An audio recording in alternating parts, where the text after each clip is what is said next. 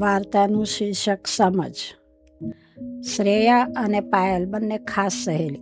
બચપનથી એક જ સોસાયટીમાં રહીને મોટી થતી હતી.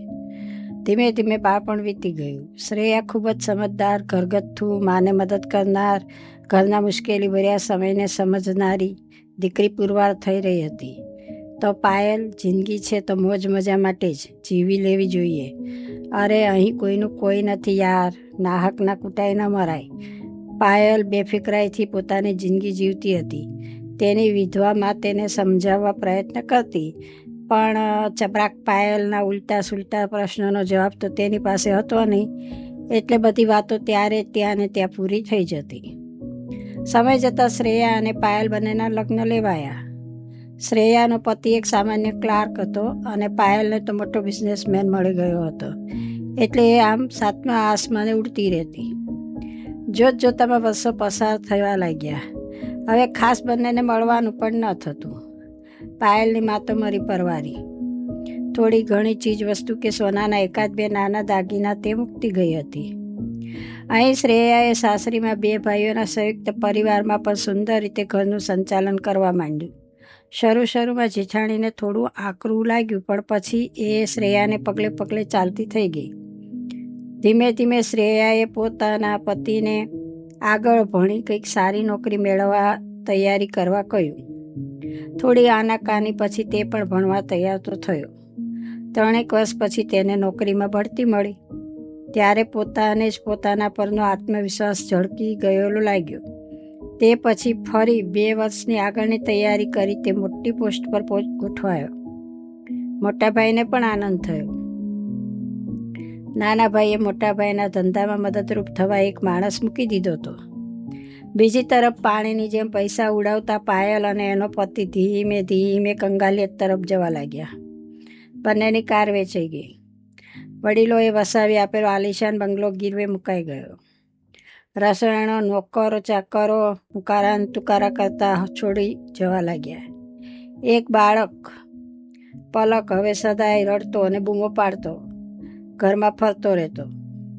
સાસુ હતા ત્યાં સુધી તો હજી બધું ઠીકઠાક ચાલ્યું, પણ હવે બધું અધૂરું અને આકરું બની ગયું. પતિ વંદન વારંવાર ખોટી આશાઓ બતાવતો તો પણ પાયલ પરિસ્થિતિ પામતી જતી હતી. હવે શાંતિથી બેસીને આરો આવે એવું નથી. તેણે રસોઈને એક ટાઈમ માટે જ રાખી. થોડી વધુ રસોઈ બનાવવાનું તે શીખી.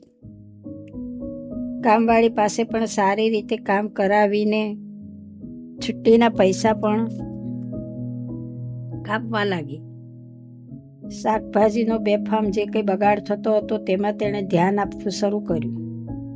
પતિ સાથે પોતે જ માર્કેટ જઈ વ્યાજબી ભાવે હવે તે ખરીદી કરી લેતી. છતાંય ઝાઝા ફેરફારોની જરૂર હતી તે મનમાં મૂંઝાઈ રહેતી. એક દિવસે તે એકલી જ મંદિરે જઈ ચડી. ત્યાં તેને શ્રેયા મળી ગઈ. બંને સહેલી ઘણા સમય પછી મળી હતી એટલે સુખ દુઃખની વાતો એ વળગી ગઈ. શ્રેયાએ ડ્રાઈવરને ગાડી લઈ ઘરે જવા કહી દીધું, કારણ કે પાયલને જોતાં જ તે સમજી ગઈ હતી કે પાયલ જરૂર કંઈક મુસીબતમાં છે. સાહેલીના બંને હાથ પકડીને મંદિરના ઓટલેથી પાછળના બાકડે તે તેને લઈ ગઈ. બોલ, કંઈ પ્રોબ્લેમ છે? ના, કશું નથી. All is right. ચલ જુઠ્ઠી. આટલી સાદી સાડી, આટલી સાદી ચપ્પલ, આટલું નાનું જ પર્સ, બધું કહી દે છે. બસ હવે પાયલ ઢીલી પડી ગઈ. પતિને ધંધામાં ધારી આવક નથી. સસરા ઘરડા થઈ ગયા. ધંધા પર પહેલાં જેવા તેઓ નથી બેસી શકતા. સાસુ અને પિયરમાં બંને મરી પરવાર્યા. ઉપર જતાં 7 વર્ષના સંતાનની મા બની ગઈ. છતાંય તે સંસારના ગાડામાં ગોઠવતા નથી. મને કશું આવડતું એવું લાગી રહ્યું છે. પતિ છે તો સારો, પણ કોઈ દિવસ જવાબદારી તો તેણે નથી લીધી. બધું સસરા જ સંભાળી લેતા હતા. સારું ચાલ, તારા પતિને ધંધા માટે રૂપિયાની જરૂર હોય તો આ કાર્ડ પર પહોંચી જાય. અને હા, અત્યારે લે આ ₹1,00,000નો ચેક હું તને આપું. પહેલાં ઘરમાં જરૂર હોય ત્યાં જ ખર્ચ કરજે. હસતા હસતા થોડો તારા સુંદર દેખાવ પર પણ ખર્ચ કરજે. આવતા મંગળવારે ફરી હું તને અહીં મળીશ. પાયલને તો વિશ્વાસ જ નહોતો આવતો. લોકો 10 રૂપિયા આપતા હોય તે વિચાર કરે ત્યાં ₹1,00,000ની મદદ, તે રડવા જેવી થઈ ગઈ. શ્લોકાએ કીધું, સમય આવે તો પાછા આપજે, નહીં તો મંદિરમાં રામની મૂર્તિ બતાવીને બોલી, રામ ભરોસે. રાતે પતિનો આ ચેક આપીને પાયલે બધી વાત કરી ત્યારે પતિને તો નવી પાંખો મળી ગઈ. જે કામ માટે તે 20,000 માટે ફાંફા મારતો હતો ત્યાં આટલા બધા રૂપિયા. તેણે ફક્ત 20,000 જ લીધા, બાકીના પાયલને જ આપી દીધા.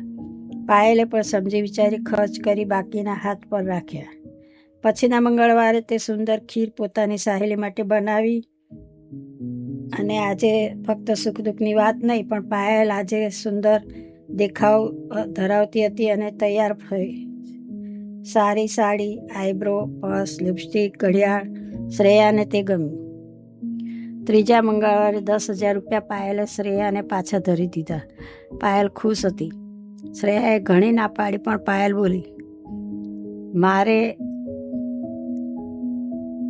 આપણી દોસ્તી કાયમ જોઈએ છે. ધીમે ધીમે બધું ચૂકવીશ. હવે મને રસ્તો તું જ બતાવીશ. તરત જ શ્રેયાએ એક ચાવી એના હાથમાં મૂકી. આ તારા બ્યુટી પાર્લર માટેની દુકાન. સામાન તો મેં રાતે જ ભરાવી દીધો છે. તું કાલે સવારે જ ઉદ્ઘાટન કરી દેજે, તારી રીતે. પાયલની આંખો તો આશ્ચર્યથી પોળી થઈ ગઈ.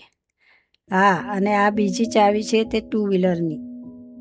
તે મારા તરફથી જ છે, કેમ કે તેની અડધી કિંમત મેં ભરી દીધી છે. જેવી તને ઘરેથી કામ લાગે અને કામેથી ઘરે આવવા જવામાં સરળતા રહે. બાકીનું તું બધું તારી સગવડતાએ ભરજે. મારા પતિને જ 2 વ્હીલરનો શોરૂમ છે, તેમાંથી જ અપાવી દીધી છે. પાયલ તો શ્રેયાને ગળે વળગીને જ રડી પડી. બચપનમાં તારું કહેવું મેં ન માન્યું. હવે સમજાયું કે સમજથી જ જિંદગી જીવાય, નહીં તો જિંદગી ક્યારે વેડફાઈ જાય ખબર પણ ન પડે. ચાલ હવે બુડાઈ ન થા. મને 2 વ્હીલર પર મેઇન રોડ પર ઉતારી દે અને આ તારા બ્યુટી પાર્લરનું એડ્રેસ. પાછા મળી આવતા મંગળવારે બંને સહેલી 2 વ્હીલર પર ગોઠવાઈ અને હવા સાથે ઉડવા લાગી.